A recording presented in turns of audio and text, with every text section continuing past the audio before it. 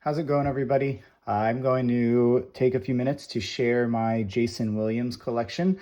As I mentioned on a previous video, I've been going through my collection of each individual player from the Sacramento Kings. I started watching the Kings in 1998, 99. So my first memories of the Kings are from that team. And ever since then, I've been a fan of the team. And so that's why my collecting spans from that time through the present day.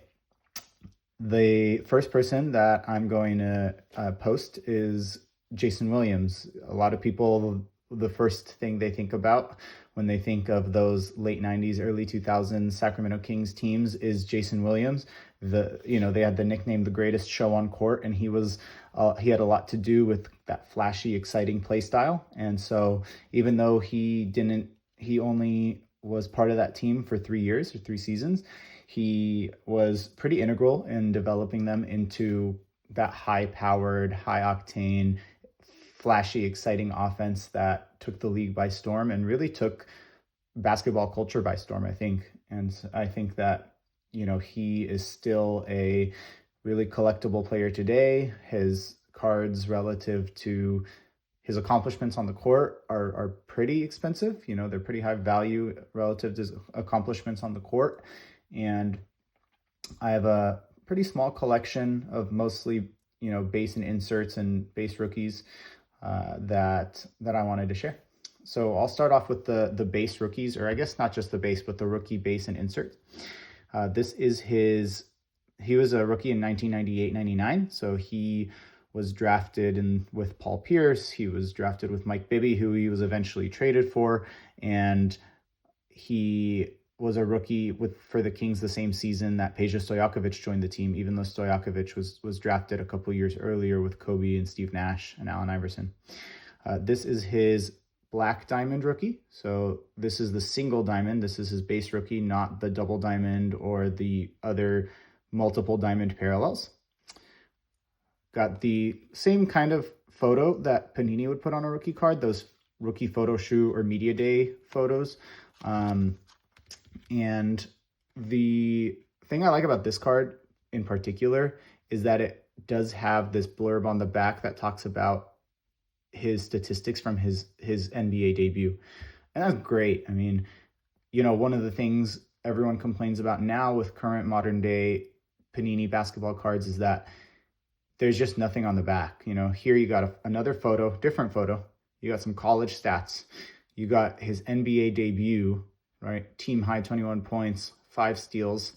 And that's just really cool. I love cards that commemorate specific events, specific dates, especially, I don't quite remember this debut, but if I remembered this as a kid, that his debut, I mean, that would really, I think, bring back good memories for me. So I love, this is, I think, my favorite base rookie of his, simply because of the fact that it has statistics from his NBA debut on it.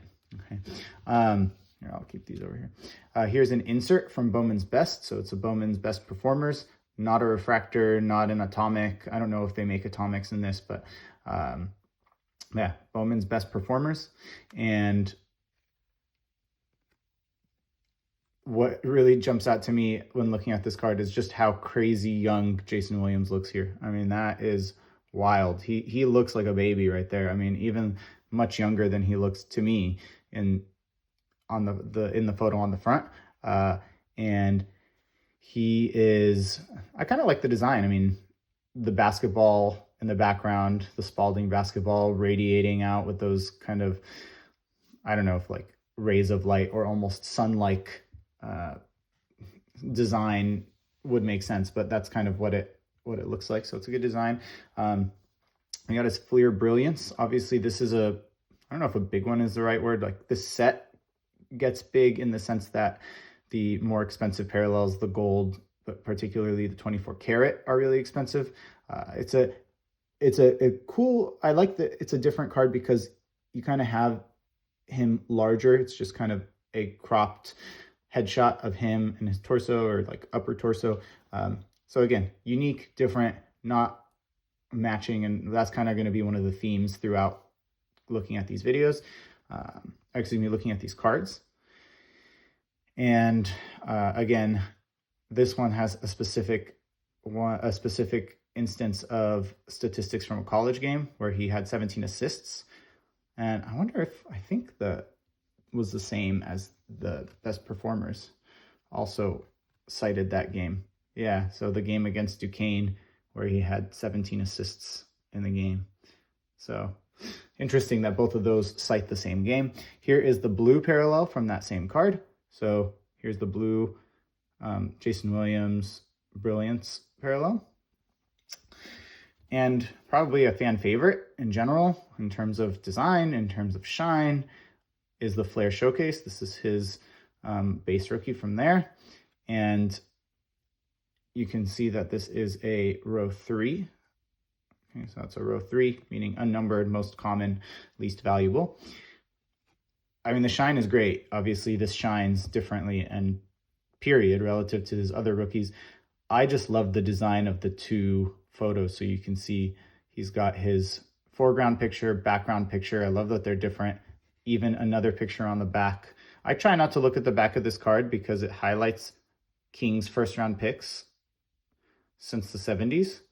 And the Kings have been terrible since the 70s and have continued to be terrible even through 2025. And so it's memories I try not to bring back up in that sense, because then I think of all the players they could have drafted. Thankfully, this doesn't span all the way through 2018, where the Kings picked Marvin Bagley with the second pick instead of Luka, who crazily just got traded to the Lakers. I literally thought it was a joke when I saw that on my phone, that he was traded from the Lakers to the Mavs. Or excuse me, the Mavs to the Lakers. Okay, we'll move forward through to his non-base rookies. That is going to be 99, 2000, and 2000, 2001.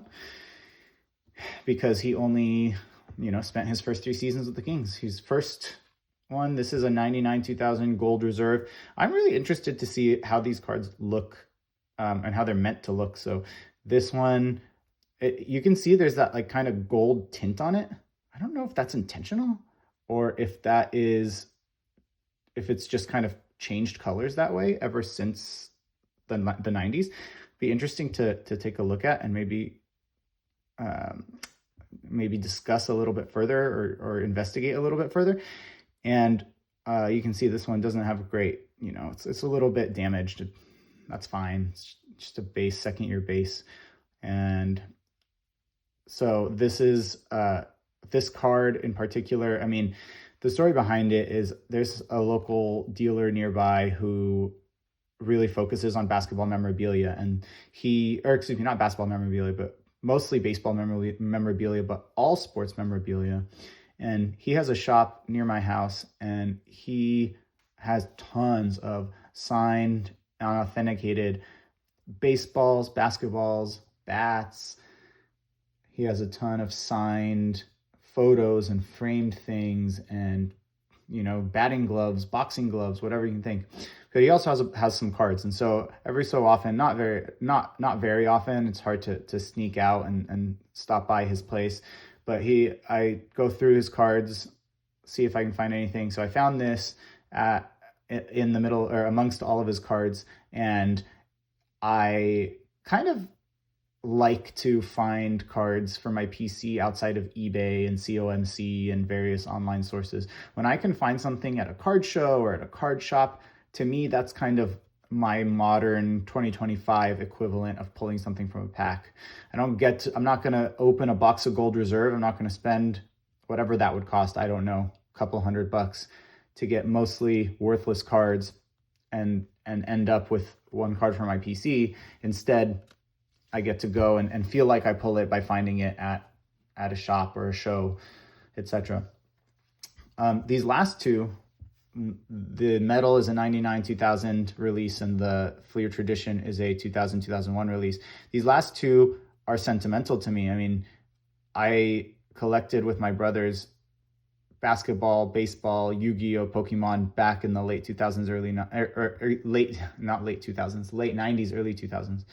And, we'd sit on the floor, we would take cards that we opened and we would organize them by card number, put them in binders. And I still have vivid memories of laying these all out on the floor at our house and trying to organize our binders.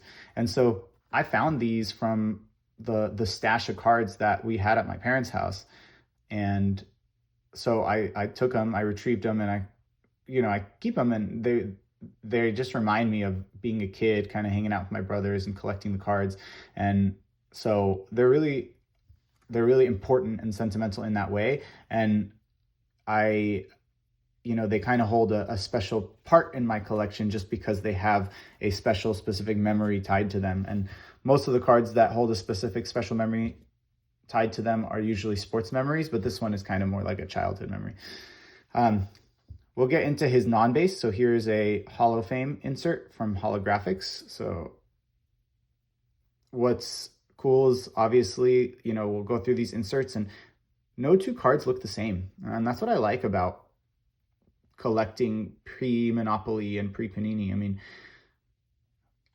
now you get a bunch of cards and it's just mostly the same stuff. I mean, you look at some inserts year to year and they're all the same. They look exactly the same with minor design touch-ups. But, obviously we just looked at that Holographics back there, or Hall of Fame right there. And here's a Fleer Focus insert called Focus Pocus.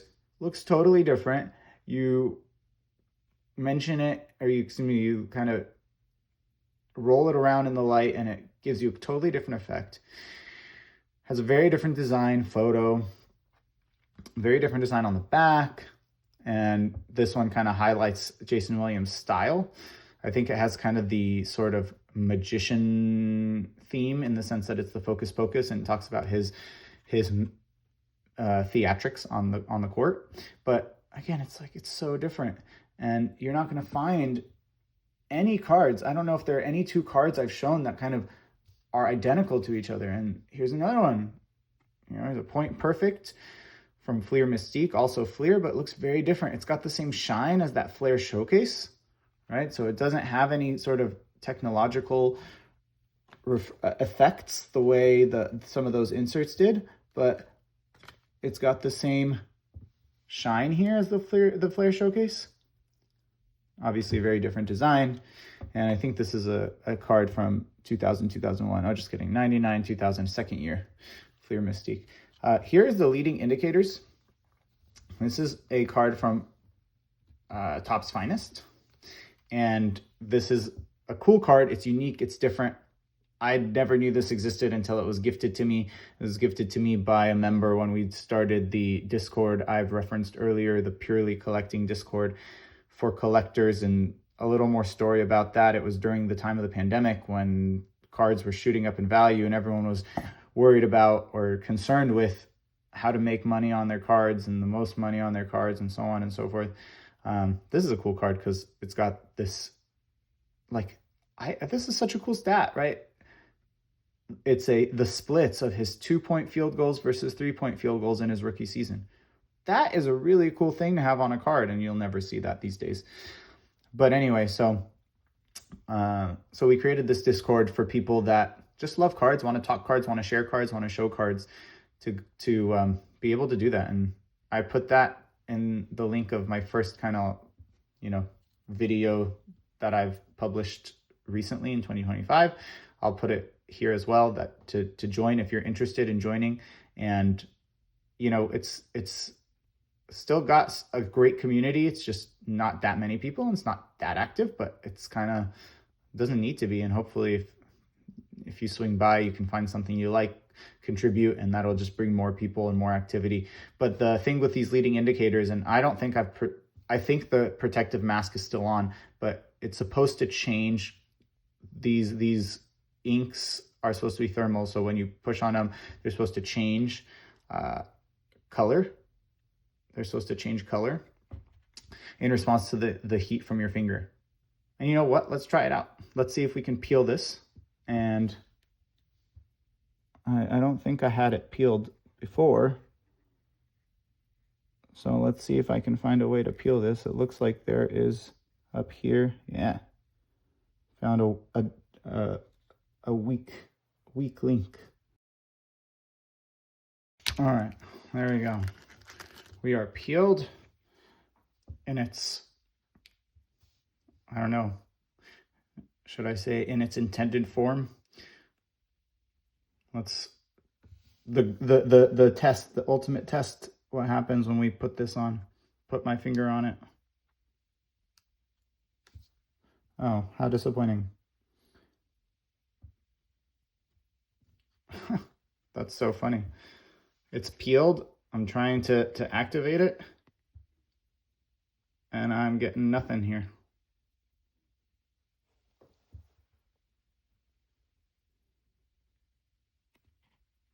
Trying to focus it and not.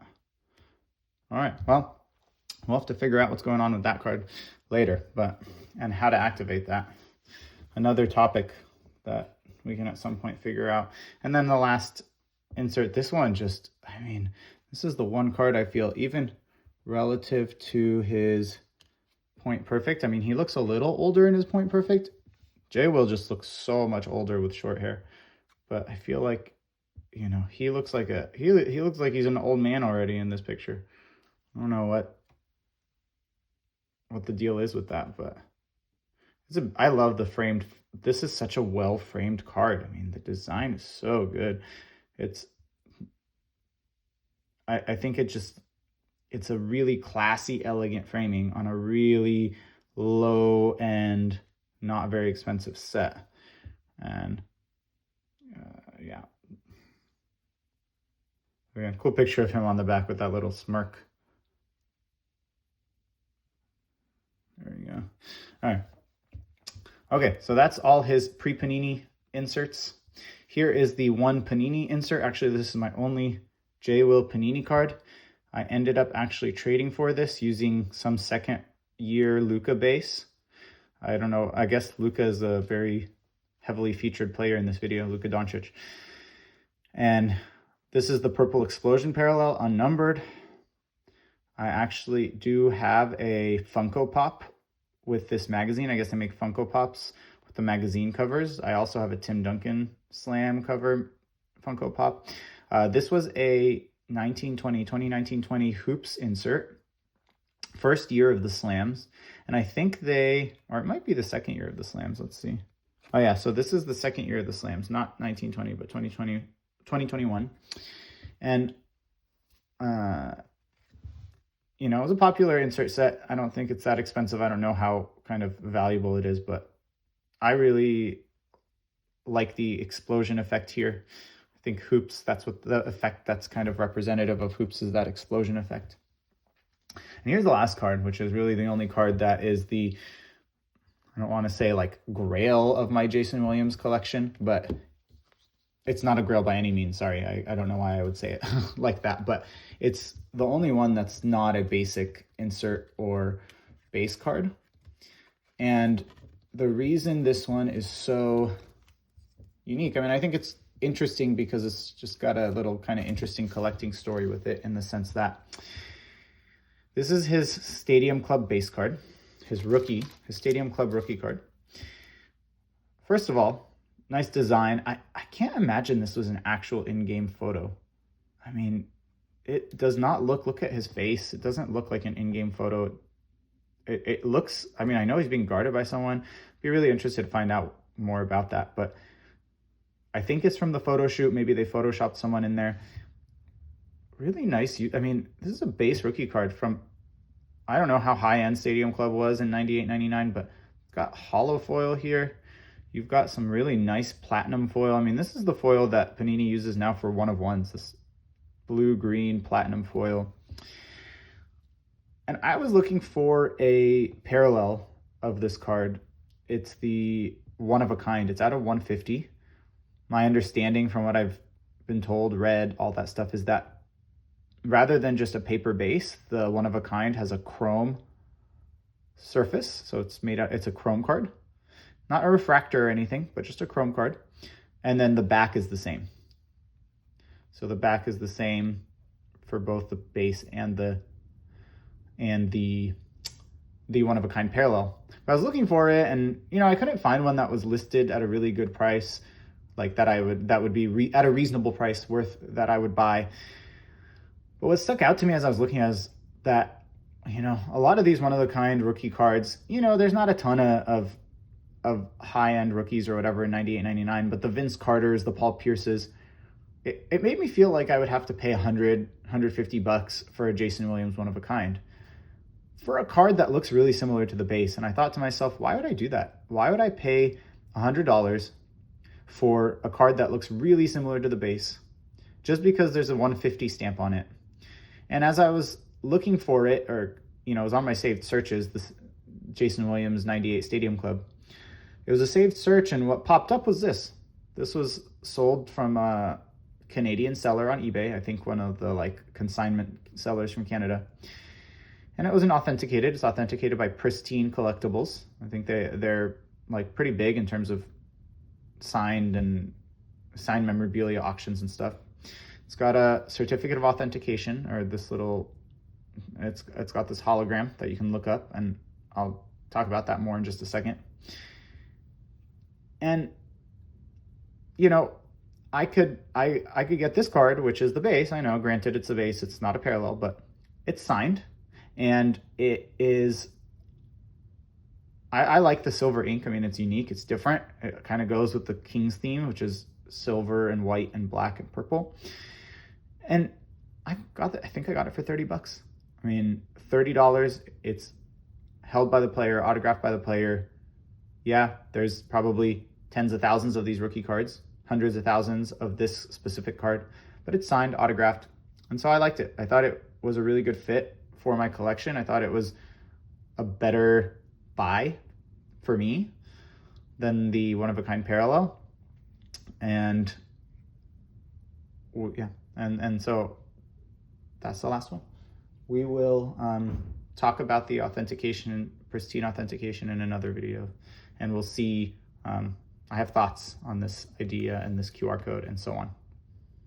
All right, everyone, thank you. Hope you enjoyed the collection. Happy collecting.